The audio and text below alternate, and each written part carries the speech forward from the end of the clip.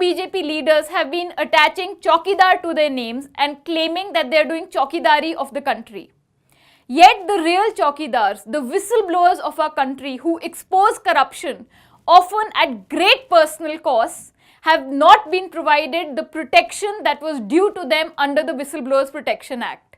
In 2002, when Satyendra Dubey was killed for exposing corruption in the highway scam, since then there has been a demand for a Whistleblowers Protection Act.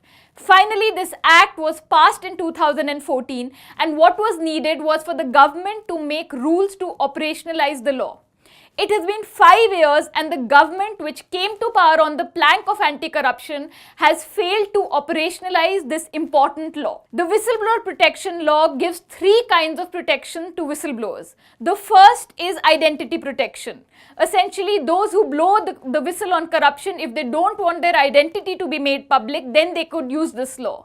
The second is protection against victimization. We've repeatedly seen how those who expose corruption are transferred, are not given promotions, are sent on punishment postings. So there was protection against this kind of victimization. And the third was police protection, because whenever there is a risk to life or limb of a whistleblower, they could seek such protection.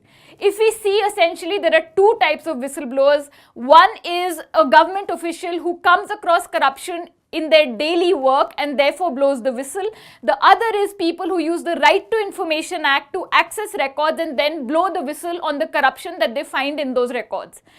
In the last 5 years, under the BJP rule, more than 40 people were murdered for exposing corruption using the Right to Information Act. All of these people could have been afforded protection under the Whistleblowers Protection Act if the law had been operationalized. It is very clear that the government does not want people to blow the whistle, does not want people to come forward and expose wrongdoing in the government, and that is the reason why the Whistleblower Protection Law was not operationalized in the last 5 years.